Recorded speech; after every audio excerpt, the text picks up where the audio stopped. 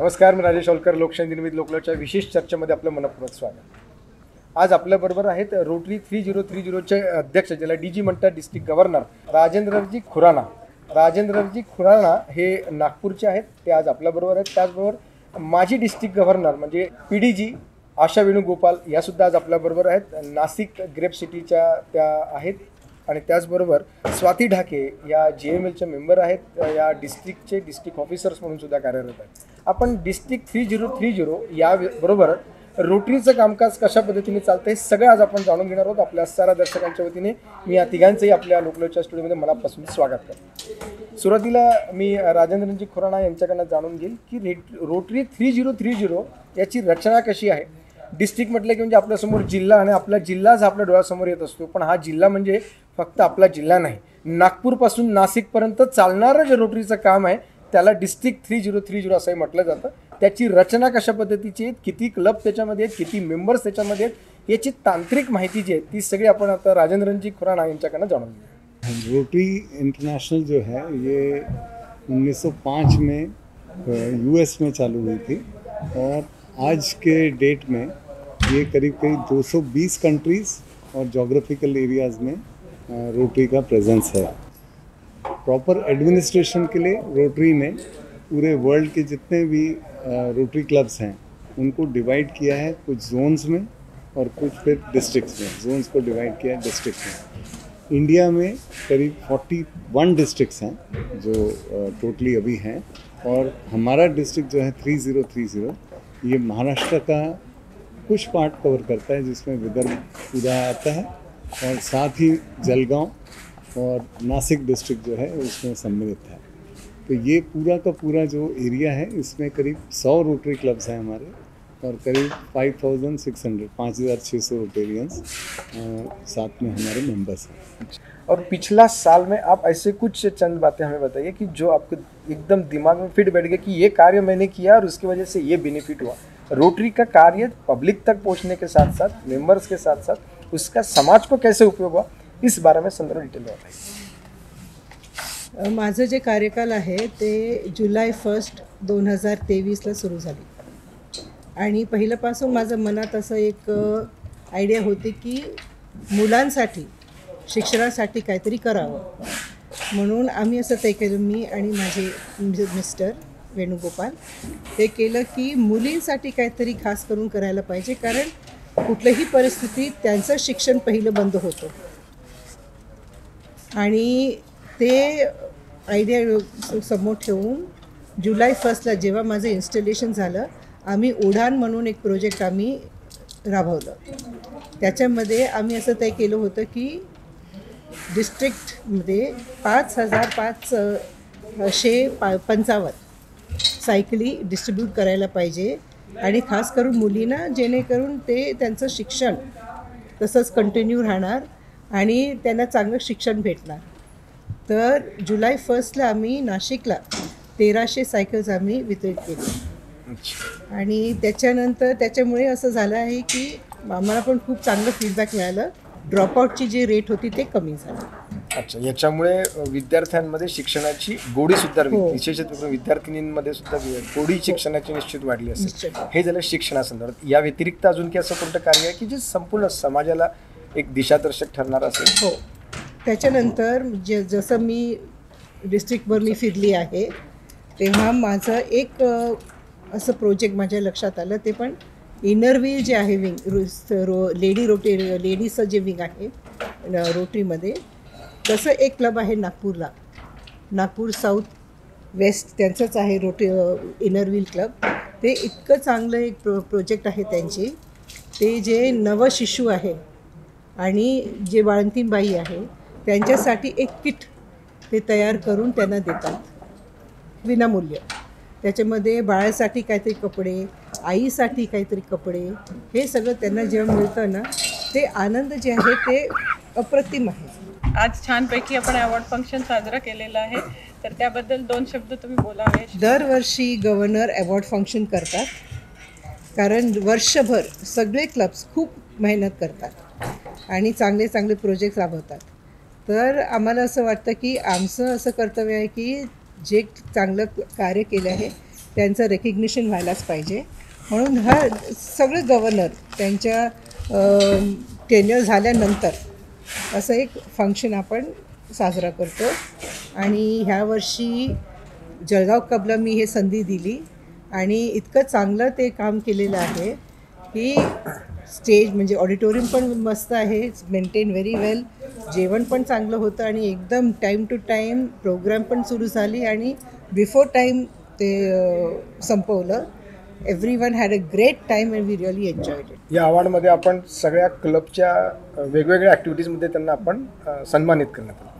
एकूण किती जणांना सन्मानित करण्यात आलं आणि त्यातलं सगळ्यात महत्त्वाचे अवॉर्ड्स जे होते ते कोणाकोणाला आणि कशा पद्धतीने मिळाले? वेगवेगळ्या कॅटेगरीज आहे, right from A to F.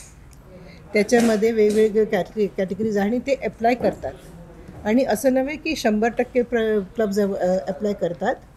ह्या वर्षी we had about 84 clubs applying for the awards. आणि जे अप्लाय करतात त्यांनाच आपण देतो, कारण they have to apply for the award. Only then we can recognise them. बाकीचं जे आहे ते गव्हर्नरवरती अवलंबून आहे की आपण स्पेशल रेकग्निशन कोणाला द्यायचं आहे, कशासाठी द्यायचं आहे ते. That is a different thing. So that numbers can very. Sir, पुढच्या वर्षीसाठी तुम्ही काय करणार आहात? Awards का? सामाजिक कार्य आपलं रोटरीतर्फे आपण सामाजिक कार्य. देखिए, कई अच्छे प्रोजेक्ट्स जो आशा जी ने शुरू किए हैं उनको कंटिन्यू किया है. उन्होंने बच्चों के लिए एक आकांक्षा करके एक ऐप का भी प्रोजेक्ट किया था जिसमें 9वीं 10वीं के बच्चों को बहुत मदद मिली. लास्ट ईयर काफ़ी बच्चों ने बहुत अच्छा परफॉर्म किया. वो ऑनलाइन पढ़ के ऐप है, बहुत 50 रुपये में मिली, बच्चों को फ्री में मिली, क्लब्स को 50 रुपये में वर्चुअली मिली है. तो वो प्रोजेक्ट कंटिन्यू कर रहे हैं. साथ ही साथ इस साल हमने सर्वाइकल कैंसर के अगेंस्ट वैक्सीनेशन, प्रिवेंटेबल कैंसर है, तो यंग बच्चियों को अगर दिया जाए तो उनको आगे जाके सर्वाइकल कैंसर नहीं होता. तो उसको प्रिवेंट करने के लिए ये भी प्रोजेक्ट लास्ट ईयर शुरू हुआ था, उसको अभी पूरे डिस्ट्रिक्ट में ले जा रहे हैं. 30,000 गर्ल्स का हम लोग ने सोचा है. 30,000 गर्ल्स तक हम लोग पहुँचें, इनको वैक्सीनेशन हम ये देंगे. और काफ़ी महंगी आती है वैक्सीनेशन, बट फॉर्चुनेटली कुछ लोगों के अच्छे कनेक्शन से हमें ये वैक्सीनेशन जो है काफ़ी सस्ते दर पे मिल रही है. और ये प्रोजेक्ट हम लोग पूरे डिस्ट्रिक्ट में करेंगे. देते समय जिन बच्चों तक पहुंचना चाहिए कि जो सही में नीडी है, तो वैसा ही प्लानिंग है कि किस तरह का प्लानिंग? ये जो येलो और ऑरेंज कार्ड होल्डर्स जो हैं जी, वही बच्चों को है के लिए है फ्री में. अच्छा, बाकी बच्चे अफोर्ड कर सकते हैं. अच्छा, उसके लिए बच्चों ने अप्लाई करना है या उनके पास आप पहुंचने वाले? पूरा स्क्रीनिंग प्रोसेस है जिसमें रोटरी क्लब्स पहुंचेंगे जी स्कूलों के ज़रिए, जी, जहाँ पे स्पेशली अंडर प्रिविलेज बच्चे पढ़ते हैं उन तक पहुँचेंगे. सारा डॉक्यूमेंटेशन वेरीफाई होता है, सारे उनके पेरेंट्स का कंसेंट लिया जाता है. सारा प्रोसेस पूरा होने के बाद वैक्सीनेशन के लिए कोल्ड चेन मेंटेन होती है और वो पूरा कंप्लीट कंपनी से डायरेक्ट जो है व्हीकल यहाँ पे आती है, कोल्ड चेन मेंटेन करते हुए वैक्सीन यहाँ पहुँचेंगी.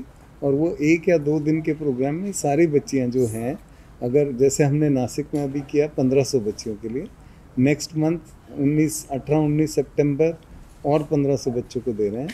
उसके बाद फिर वो मालेगांव और फिर जलगांव एंड आगे नागपुर तक जाएगा प्रोजेक्ट. तो 1500 का लॉट करके कर रहे हैं. शॉर्टलिस्ट करते हैं बच्चों को, पूरे उनके पेपर वेरीफाई होते हैं, पेरेंट्स का कंसेंट लिया जाता है, हॉस्पिटल के साथ टाइप किया जाता है जहां वैक्सीनेशन दी जाएगी, और उसके बाद ये प्रोजेक्ट एग्जीक्यूट. इसके अलावा और कुछ ऐसे बहुत सारे प्रोजेक्ट्स हैं हमारे रोटरी में. क्या होता है कि बहुत से प्रोजेक्ट्स नए ऐड होते हैं और बहुत से प्रोजेक्ट कंटिन्यू होते हैं. तो विमेन एम्पावरमेंट का जो एरिया है, स्किल डेवलपमेंट का एरिया है, बच्चों को सेंसिटाइज करने का, इस साल बहुत बड़े पैमाने पे हम लोग स्कूली बच्चों को साथ में इन्वॉल्व करते हुए प्रोजेक्ट करना चाह रहे हैं, जिसमें कि गुड टच बैड टच, ये सारे प्रोजेक्ट्स जो हैं रोटरी करता आ रहा है. इनको एक वापस एक नई जान दे के हम लोग फिर करना चाह रहे हैं इस साल. गुड टच बैड टच है, लड़कियों के लिए हाइजीन, पर्सनल हाइजीन कैसे उन्होंने मेंटेन करनी है, उनको सैनिटरी नैपकिन्स, पैड्स, उसके बारे में समझाना, उसकी सप्लाई जो नहीं अफोर्ड कर सकते उनको फ्री में प्रोवाइड करना. ये ऑलरेडी कई क्लब्स कर रहे हैं हमारे डिस्ट्रिक्ट का. यानी इसमें रोटरी में ब्यूटी ये है कि क्लब्स जितने हैं वो क्लब्स ही प्रोजेक्ट करते रहते हैं और क्लब्स को हम as governors we guide them, district team guide करती है और ये प्रोजेक्ट्स जो है क्लब लेवल पे एग्जीक्यूट होते हैं। हम उनको मोटिवेट करते हैं, उनका साथ देते हैं, कहीं फंडिंग की ज़रूरत हो तो वो करते हैं। कि नागपुर से लेकर हाँ जी, नासिक हाँ तक जी, इतने सब डिस्ट्रिक्ट 5,000 इतने आपके 5,000 5,500 हाँ जी। सभासद, उन सबको आप कैसे मैनेज करते हैं या उन सब तक आप कैसे पहुँचते हो? कैसे आपकी रचना रहती है? डीजी का जो स्थान रहता है ये पूरा साल अभी आपका है, पिछले साल ने मैडम ने जो कार्य किया वो सभी के सामने तो आया, राइट। तो ये कैसे होता है सर? एक्चुअली एज गवर्नर जो हमें कंप्लीट 2 साल पहले हम लोग इलेक्ट हो जाते हैं, हमारा सिलेक्शन या इलेक्शन 2-2.5 साल पहले हो जाता है और हमको प्रॉपर उसकी जो है ट्रेनिंग हर चीज़ की प्रोवाइड की जाती है यूपी द्वारा और हम ऑब्ज़र्व भी करते रहते हैं ये 2 साल में कि हमारे आगे जो गवर्नर्स हैं वो किस ढंग से काम कर रहे हैं, उनसे हम लोग सीखते हैं और वो चीज़ फिर हम जब खुद डीजी बने या डिस्ट्रिक्ट गवर्नर बने तो हम उस चीज़ को वही एक्शंस को इम्प्लीमेंट करते हैं, अपनी स्ट्रैटेजी भी बनाते हैं साथ में। तो हमें एज डिस्ट्रिक्ट गवर्नर पूरे 100 क्लब विज़िट करना अनिवार्य है। तो हम लोग हर क्लब में जाते हैं, क्लब के जितने रोटेरियंस हैं उनसे इंटरेक्ट करते हैं और साथ ही साथ ये अकेले का काम नहीं है, डिस्ट्रिक्ट की पूरी हर एरिया की कमेटी बनती है जिसमें बहुत सारे रोटेरियन, जैसे आपके भी साल में करीब 800 to 1000 रोटेरियंस की टीम थी और ये सब टीम क्योंकि रोटेरियंस सारे वॉलंटियर्स हैं और सेल्फ मोटिवेटेड हैं, उनको हमको मोटिवेट नहीं करना पड़ता, वो अपने आप मोटिवेटेड होते हैं और अगर डायरेक्शन ठीक मिल गई तो वो अपने आप सारे जो कार्य हैं उनके थ्रू होते रहते हैं। तो टीम वर्क इम्पॉर्टेंट है, टीम बनी हुई है और हमने क्लब्स में विज़िट करना है, सब रोटेरियन से इंटरेक्ट करना है, उनके साथ नेचुरल नेटवर्किंग अच्छी होती है। जब हम जाते हैं उनके क्लब्स में क्या स्ट्रेंथ है, क्या वीकनेस है, ये हम लोग देखते रहते हैं और जब जाते हैं तो उनके साथ इंटरेक्शन में वही चीज़ें सामने आती हैं। गव्हर्नर मंथली लेटर ही काय कन्सेप्ट आहे, त्याची तुम्ही एक ॲज अ डिस्ट्रिक्ट ऑफिसर म्हणून GMLसाठी काम करत आहात, त्याची काय रचना असते, कशा पद्धतीने असते, GML का काढलं जातं आणि ते सगळ्यांपर्यंत कसं पोहोचतं? गवर्नर का जो डिस्ट्रिक्ट में काम हो रहा है वो सब रिफ्लेक्ट हमारे GML में होता है। उसमें पहले तो गवर्नर सर एड्रेस करते हैं, फिर उसके बाद में जो जो प्रोजेक्ट हर क्लब में होते हैं, जो अच्छे प्रोजेक्ट होते हैं उनको हम लोग रिकग्नाइज़ करते हैं, उनको पब्लिश करते हैं और एंड्स और एनेट्स भी इसमें सहभागी हो इसकी हर हम कोशिश करते हैं। और अभी ये साल से हम लोगों ने पॉडकास्ट शुरू किया है, उसको भी बहुत अच्छा रिस्पॉन्स आ रहा है। तर आता येणाऱ्या यूथसाठी तुम्ही काय संदेश द्याल? Education is very important. जर आपलं देश म्हणजे the percentage of educated literate आपण सांगतो, एज्युकेटेड आणि लिटरेट आपण कसं वाढवू शकेल त्याच्यावरती आता काम करायचं आहे आणि ॲडल्ट लिटरसी त्याच्याबद्दल मला खूप असं काम करायचं आहे. ते आहे एक उद्देश मनात. As far as youth is concern, एक तर जे थॅलेसिमिया जे प्रोजेक्ट आहे, थॅलेसिमिया आता खूप म्हणजे वाढत चालले आणि कोणी त्याच्यासाठी नेमकं आपण काही इन्व्हेस्टिगेशन करत नाही. तर थॅलेसिमियासाठी मला अवेअरनेस प्रोग्राम्स करायचं आहे. त्याच्याशिवाय जसं सरांनी सांगितलं, शाळेत जे मेन्स्ट्रुअल हायजीन आहे, सॅनिटरी पॅड, आत्तासुद्धा काही ट्रायबल एरियाजमध्ये बायका आणि मुली जे काय वापरतात जेव्हा त्यांची मासिक पाळी येतं, it is you just can not imagine. आत्तासुद्धा त्यांच्यापर्यंत हे सगळं पोचलेलं नाही. तर त्याच्यासाठी आता रियुजेबल जे आहे त्याच्यावरती आपण खूप प्रयत्न करत आहात. We are trying to promote that. नहीं, आज की जो संवाद चर्चा है वो रोटरी और रोटरी के अलावा जो जनरल पब्लिक है उन सब हमारे दर्शक देख रहे हैं, सब दर्शकों के लिए रोटरी के संदर्भ में आप क्या संदेश देना चाहोगे? रोटरी के बारे में जनरल पब्लिक का, जनरल लोगों का देखना ऐसा है कि बहुत हाई सोसाइटी है, बड़े बड़े पैसे वाले लोग हैं, हफ्ते में एक बार मिलते हैं, पार्टी करते हैं और घर जाते हैं. ऐसी रोटरी के बारे में एक धारणा लोगों की जनरल है. लेकिन अभी आपने जो जिस तरह से बताया, जैसे जैसे आपने बताया कि ऐसे ही कार्य आपकी तरफ से हो रहे हैं, अब मैं इस संदर्भ में जनरल पब्लिक के लिए और रोटरियंस के लिए एक संदेश आपकी तरफ से चाहता हूँ, पूरे साल भर के लिए वो संदेश सबके लिए एकदम अहम रहेगा. रोटरी बेसिकली एक समाज सेवी संस्था ही है. जितने भी रोटेरियंस रोटरी क्लब के जो भी मेंबर्स हैं वो सब जो सोसाइटी है उसी को रिफ्लेक्ट करते हैं। सारे टाइप के या कहें कम्युनिटी के हर हिस्से से लोग आते हैं, चाहे वो बहुत एलिट हों या मिडिल क्लास हों।